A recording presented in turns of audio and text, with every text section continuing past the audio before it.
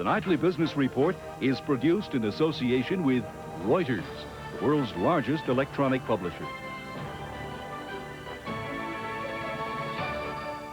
Good evening. Linda and Paul are off tonight. After several days of big losses, Wall Street made a comeback today with the Dow rising to better than 47 points. And here with the details is Frank Mottek, sitting in for Paul. Frank? The bulls made a big comeback on Wall Street today, finally shaking off 5 consecutive losing sessions. Stock prices pushed firmly higher along a broad front after the opening bell on Wall Street this morning. The long-awaited technical rebound came after the Dow Jones Industrial Average had fallen more than 260 points from an all-time high of 2810.15 achieved on January 2nd. At 10 a.m., the industrial average was up just over 18 points, with advancing issues outpacing losers by a 7-3 margin.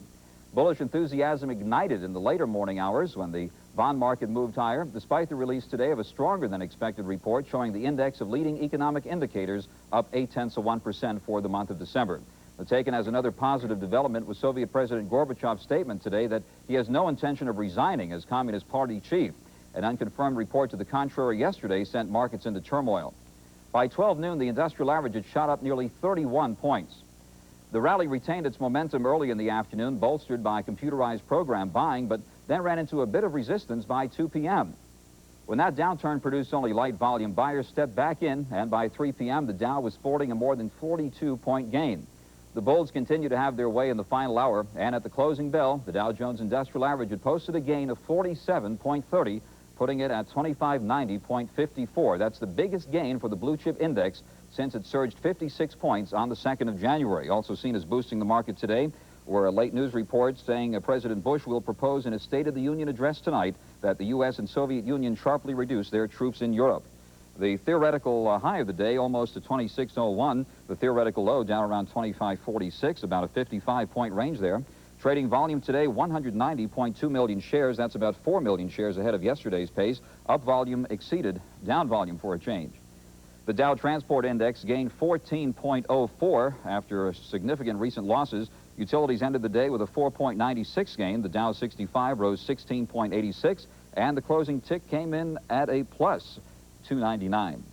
Standard & Poor's 500 closed up 6.10, a 6.77 gain in the 400. The 100 gained 4.67, and the Commodity Research Bureau March Index closed down 0.15. New York Stock Exchange Index gained 3.07, a gain of 266 in the value line, and the broadly based Wilshire 5000, as we see there, closed up 50.308 points. Bond prices showed strength today after the release of the government report showing the stronger-than-expected increase in the index of leading economic indicators. Now, the market's firm reaction to what normally would be bearish for bonds was taken as a signal that interest rates may have seen their highs for the time being. Fueling that belief was the other report out today showing a sharp drop in single-family home sales for December. As expected, Treasury announced today will auction $30 billion of government securities next week. And Undersecretary of Finance Robert Glauber said today the Treasury was not concerned about weak foreign participation in the auctions, especially by Japan. Bonds in all sectors, tax-free, corporates, and longer-term Treasuries all posted gains. As we see there, the bellwether 30-year Treasuries closed up 1 1/32. Shearson Lehman Long Treasury Bond Index closed up 13.54. And Fed funds on what Paul Kangas calls Weird Wednesday, Bank Settlement Day today, Fed funds closed at 8 1/4%. I'll be back shortly to show you where the action was on Wall Street today. Jim?